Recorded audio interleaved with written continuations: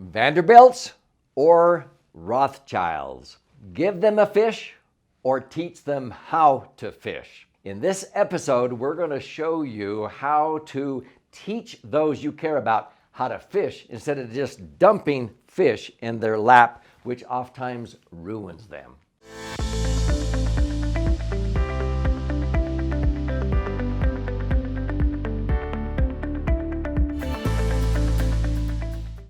I'm Doug Andrew. I've been a financial strategist and retirement planning specialist for now 47 years. I've talked to thousands of people and helped them empower their true wealth, what I call authentic wealth. And so I oftentimes will use this golf metaphor when I go out speaking throughout America. If you were going to be playing in a golf tournament, let's say, and you had the choice of using a professional golfer, like Phil Mickelson's swing, or you could use his clubs, what would you choose? Well, I'd rather have his swing, not the clubs. But see, I've noticed most financial advisors seem to focus on the clubs or the commodity, buy this mutual fund or this stock or bond or gold or silver. It's not in the commodity, it's in the strategy. See, it's in the swing. Well, I've noticed that most estate planning attorneys seem to focus on dividing up the golf clubs and the trophies among the kids and the grandkids when you die. I would rather leave behind how to fish to my kids and grandkids than dumping a bunch of fish in their lap. I want them to be self-reliant, to never be unemployed, because unemployment is a mental condition, not a physical condition. See, security's in the individual, not in somebody giving you a job. So that's why I've always been very passionate in my books and my various educational videos to teach people like you how to be able to empower those you care about, to leave behind the swing instead of the clubs at the end of the day, how to fish instead of dumping fish. So I want to share with you stories of the Vanderbilts versus the Rothschilds for you to understand this a little bit better. So Cornelius Vanderbilt, he was known as Commodore, his nickname, was like the Bill Gates of his time. He was the richest man on earth when he died in 1877. He was worth about $105 million. Now, he wasn't very philanthropic. He only left behind less than 1% of that wealth, about $1 million to Central University, which became Vanderbilt University.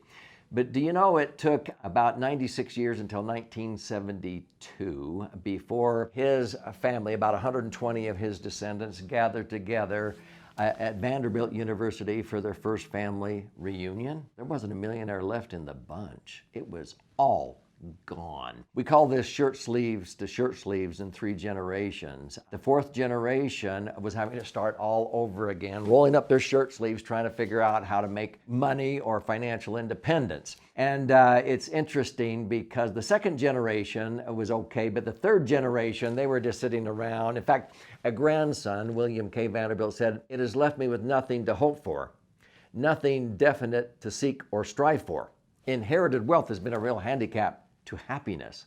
Whoa. Yeah, and it's not just the Vanderbilt family. That's the example of the story I'm giving. I don't endorse either of these families, Vanderbilts or Rothschilds, by any means, but they illustrate my point. See, in Asia, it's rice paddy to rice paddy in 3 generations. In Europe, it's clogs to clogs in 3 generations. So this is a universal problem. If when you pass away, all you do is divide it up and dump it in the kids' laps, you're just leaving behind a bunch of fish instead of leaving behind how to fish.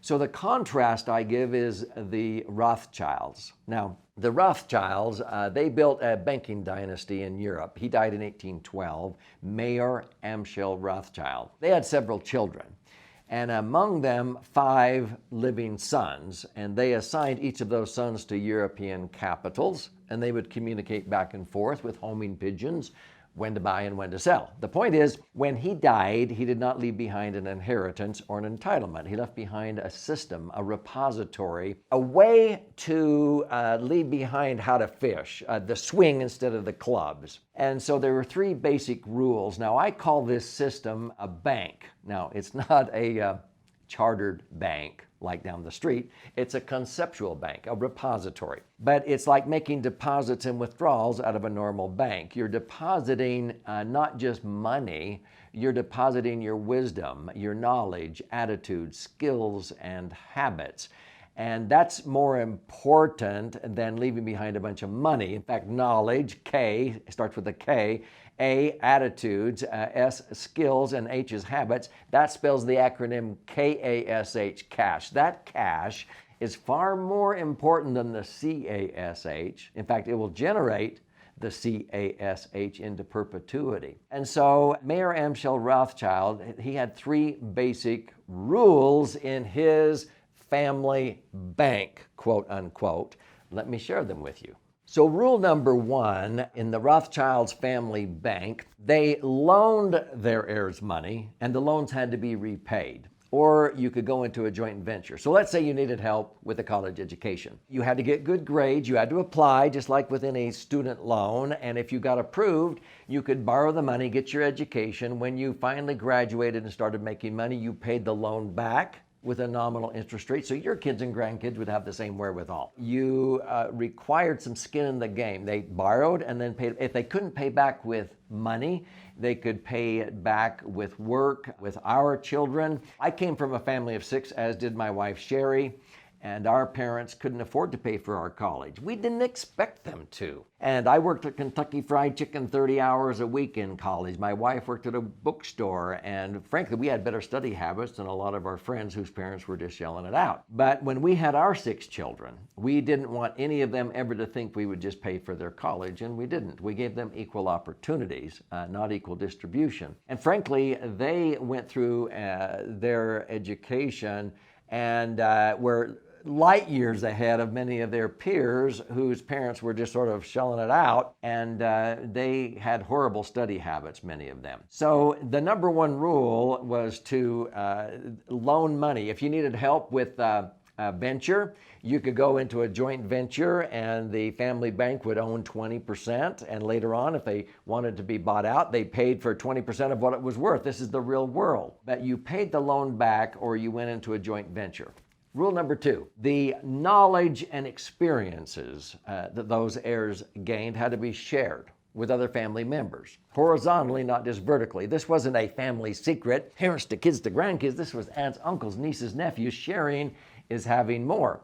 And so you had to share both the successes and the failures so people wouldn't have to make the same mistakes. This is the whole purpose of my life now, is to help you avoid the mistakes that I've made. And so that was a requirement in the Rothschilds family bank. You had to share your experiences so that others could learn, future generations. What was the third rule? The family had to gather at least once a year to reaffirm their virtues and intentions, or they were out of the loop. So you had to gather together and continue to vote on your family true wealth philosophy. What do you believe in? What charities do you want to give to? How do you want to pass on your faith, your beliefs, and those things that are important to you? And if you didn't, then you could not participate in the family bank and withdraw not only the wisdom and knowledge and attitudes, skills, and habits, but also if you needed financial help, you couldn't borrow from the family bank or go into a joint venture if you weren't willing to sort of gather together and reaffirm what is it we believe in and that we want to continue to perpetuate in this family. It's an incredible way to set up the family to teach responsibility and accountability. Do you know, when I've helped many couples and families do this, they begin to establish their own family bank. Again, this is the conceptual bank, not a charter bank like down the street. But if you have a trust, you would set up your trust with those types of rules of governance, where you are going to require skin in the game. You're going to empower those you care about so that you leave behind the swing instead of dumping a bunch of golf clubs or trophies in their lap dumping fish, you're going to leave behind how to fish. And this is what will create wealth into perpetuity. That's the difference between the Rothschilds' wealth, which continued to grow and expand, and the Vanderbilts, which dissipated and disappeared. I think I know which philosophy you would like. And so I encourage you to study.